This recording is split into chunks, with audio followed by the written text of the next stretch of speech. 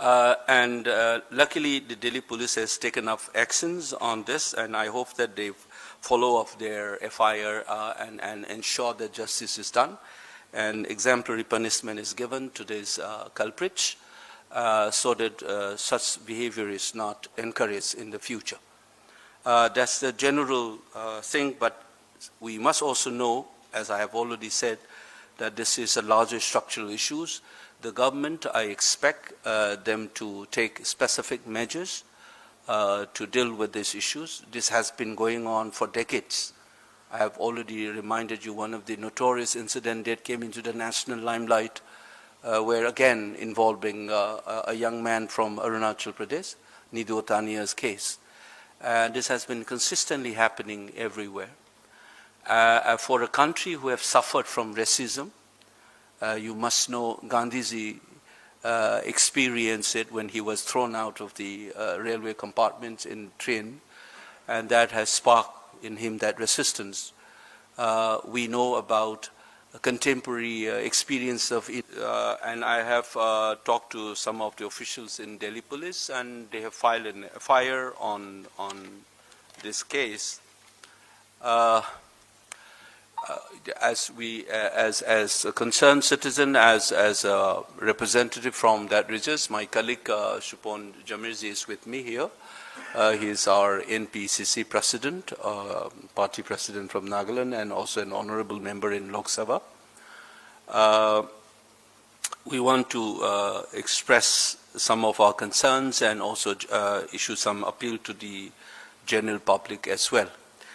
As I said, this incident, as we have this case in hand, these three young women were trying to repair the AC in their rented house, and this worker came and they were trying to fix it. In the process, some debris and dust fell on the floors below them.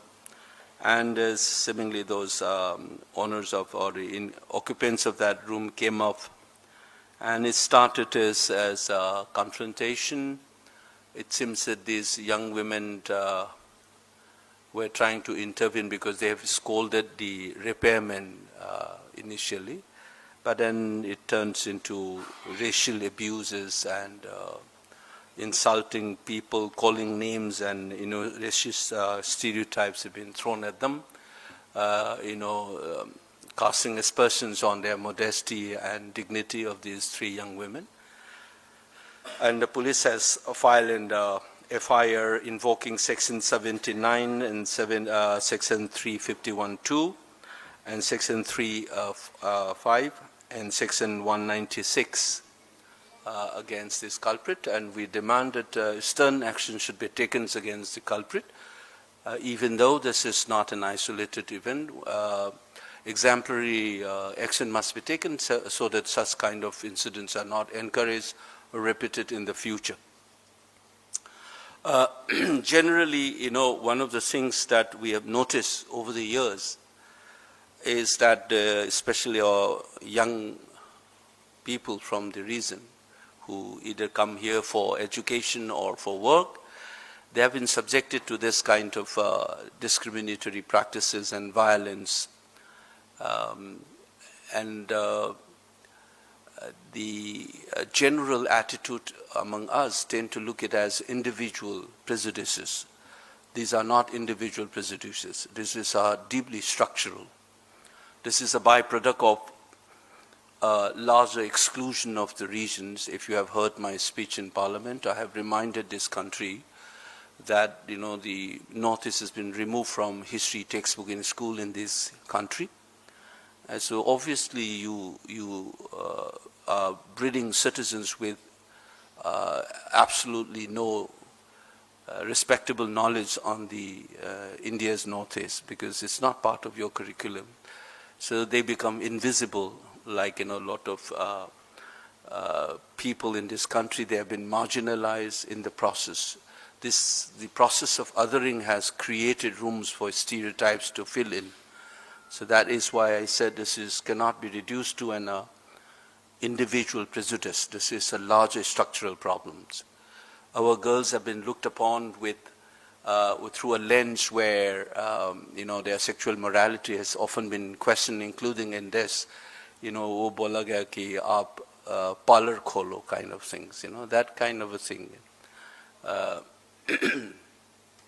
And in anybody who has studied racism in this world will know that sexual morality is often used and the body of the women is often used to humiliate a group of people.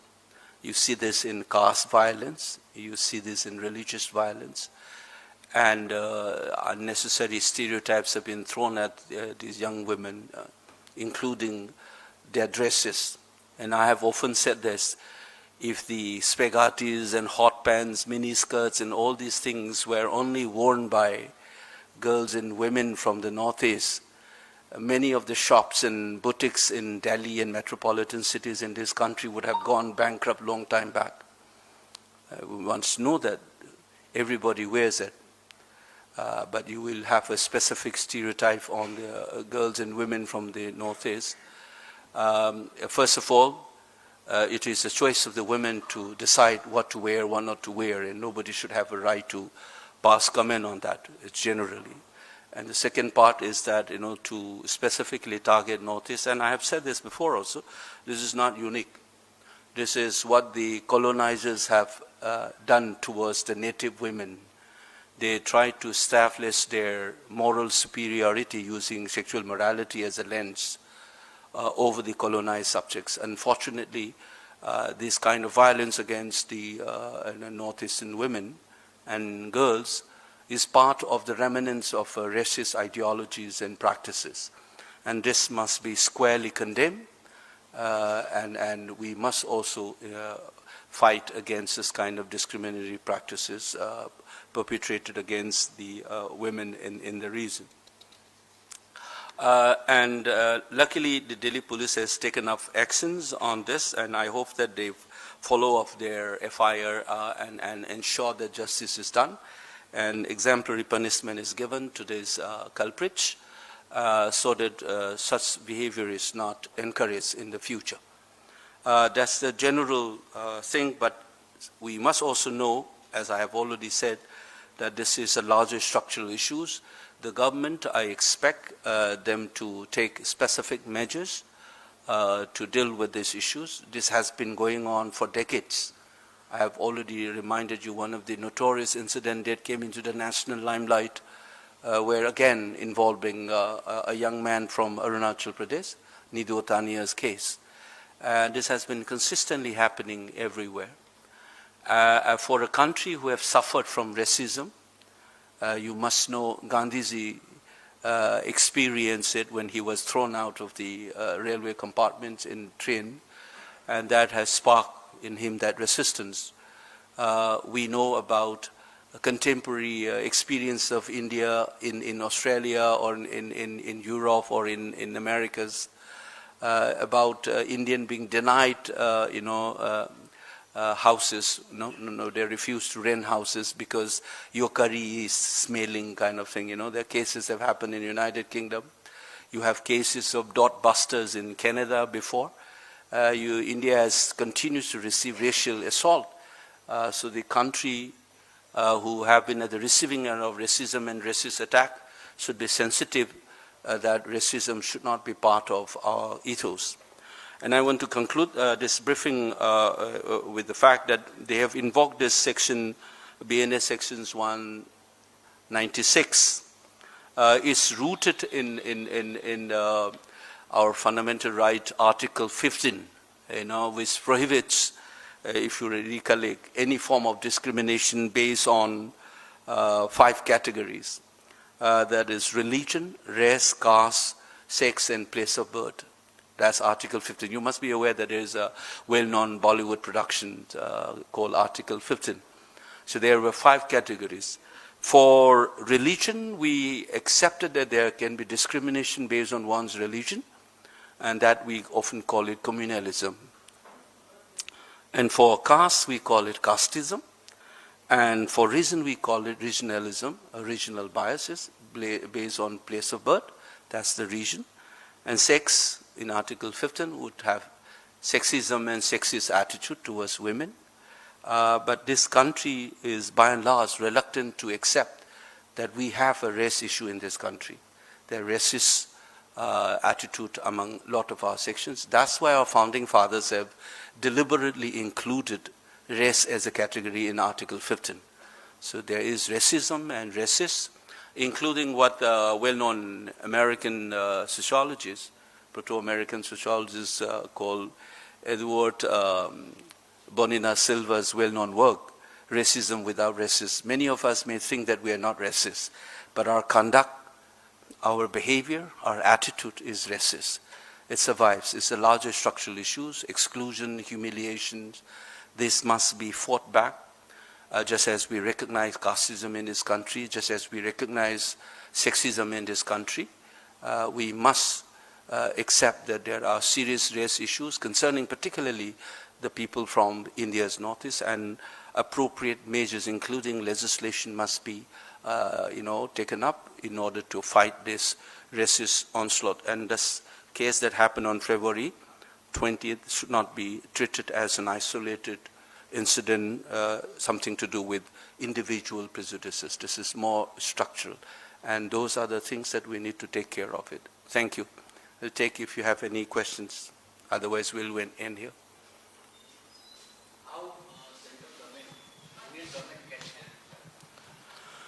As I said, first of all, what you would like to demand from the central union government, and second thing is how government can help fighting racism from northeastern people. So that's I think we have suggested that first of all we must acknowledge, and due acknowledgement must be given to Delhi police. They have taken up specific measures. They have opened up units to deal with this, because there is a large number of people, young men and women, either studying or working in Delhi and metropolitan cities like Bengaluru and Chennai and Hyderabad, Pune and so on. And I think rest of the others, they should also insist on developing similar measures. But as I said, that there must be legislations to deal with these issues. Anti-racist law, specifically with reference to people from India's northeast. These are exclusion. Racism and casteism, sexism, all these are forms of exclusions. Structural exclusion of these people, either you are excluded because you are a woman, you are excluded because you belong to so-and-so caste, or you are excluded because you come from that religion or this religion. So similarly, you are constantly excluding people. Government must ensure that people are well educated and know this country very well.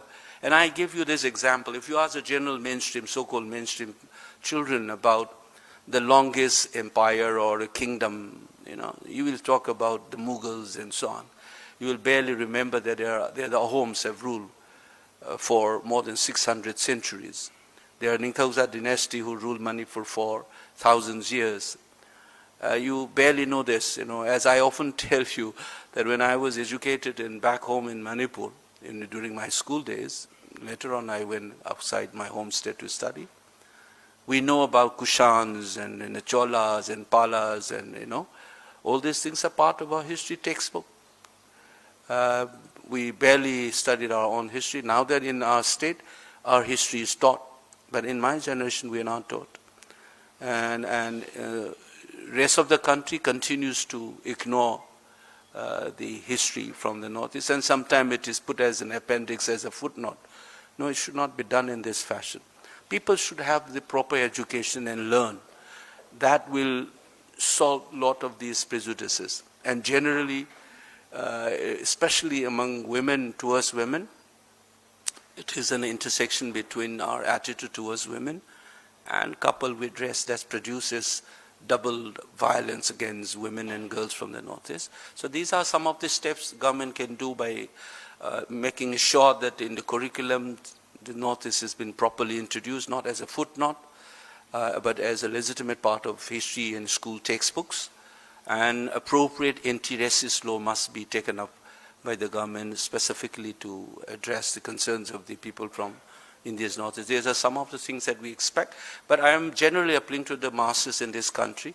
We have issues of race and racist attack. This should not be taken as an isolated incident. This should not be reduced to individual prejudices. It's not a question of individual prejudices. It's larger structural issues. That's what I've been saying it. If Suponji wants to add anything. Wait, please. I want to supplement one point. See, Government of India has given us, and then in the policy that the Northeast state should be in the Act East policy. Now, in that Act East policy, we want to go ahead, march ahead together, and the educational and the social and all advancements, but not like these harassments. When government policy clearly says that it is an Act East policy where we have to go ahead. But see, the Northeast state, we have the diversity of culture, customs, and social and religions. We have an equal respect of irrespective of any genders. Now, any harassments happens to our Northeast states. Sisterly states, we are sentimentally attached and we respect each other. So any kind of humiliations is intolerable for the Northeast states. At the same time, it is contrary that government has given the policy that the Northeast should be a special category and it has to be Act East policy. We were waiting for that, but instead of getting all these humiliations, it is not tolerable. So we have to fight with the government. We have to we have to ask a special attention, and then see once we respect each other. We all know that Northeast states is a very important states for our country. Government of India, we are in the border areas. Now, unless, as they have given the policy, unless they act seriously, I think the unity of the country will not come. And the Northeast also another, the states, which is a very important builders for this great nations. Yeah. You were asking one question. Will you bring this issue in second phase of budget session in Parliament? Yeah, I'll definitely raise these issues. See, I have started in Delhi, I've started in Pune. You have personal experiences of these things, and you've been thinking for decades on this. I have taught in Delhi for long, and my students ranges from those from Kashmir to Kanyakumari, from Rajasthan, Gujarat से लेके Assam और Nagaland तक 30 साल से ज़्यादा मैं पढ़ा रहा हूँ इधर, है ना? So I know how there are a lot of things structurally it happens in Bollywood practices. What the blacks people used to argue about, whitewashing and not giving even the character to be played by the black to the white men. We have seen it. You have celebrated. I had once spoken out against it on national media, if you remember, in 2014, on the choice of Priyanka Chopra for Mary Com's film. And then there's controversies around Akhuni. And a lot of people try to dismiss these things by saying, you are reading too much. But remember that when the films are made on Indian Air Force with this Sridevi's daughter, including Air Force reacted. It is concerned as the Northeast, then you tend to say, cinema hai bhai, kitna seriously kyun le rahe ho, kind of thing. But when it concerns with the representation of caste ke baare mein aa jata hai, ya koi religious community, Muslims or Hindu ke baare mein aa jata hai, to ek national mudda ban jata hai usme. And people including Air Force reacted, appropriate misrepresentation ke baare mein baat karega. Lekin when it comes to Northeast, you try to dismiss as personal prejudices or you're reading too much. That's the kind of a double standard that we have seen. There is a very well-known singer here who's of Manipur origin, John Noinam. He just put up on his social media how he still faces. He's a very popular. He is there in Delhi circuit or in many of the metropolitan cities. He was one of the most sought after singer. He even narrated his incident recently in Jaipur, usne kya experience kiya hai. So this is not an isolated incident, you must know what I'm saying it. And people should, so basically it's education, that rest of the country ko yaad rakhna chahiye ki aap S.D. Burman ka gana sunoge, Bollywood ka jo legendary music director, वो north eastern का बंदा था, वो त्रिपुरा का.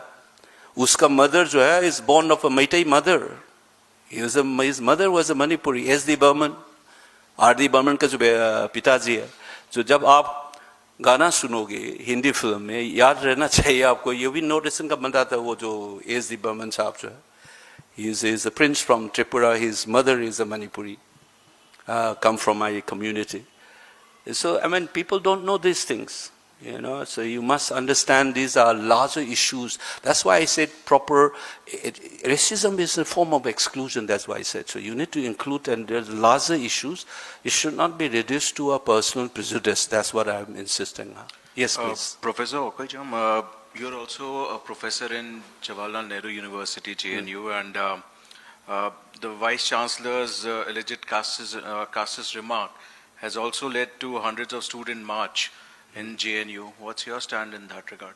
You know, I have yet to see. I mean, I was trying to figure it out, what has gone on, you know, because though I have so many other concerns, I have an additional, but any casteist remark is condemnable, is unacceptable to me, as any racist remark would be. But this specific case, I'm still trying to figure it out. I'm not very aware. I was told last evening that there are some strikes and classes are being cancelled. So I'll be going today or tomorrow to figure it out and talk to some other people. I've just came to know. Once I have the full facts, I'll be able to give you. But generally, if a casteist remark, I will not endorse, obviously. It is condemnable.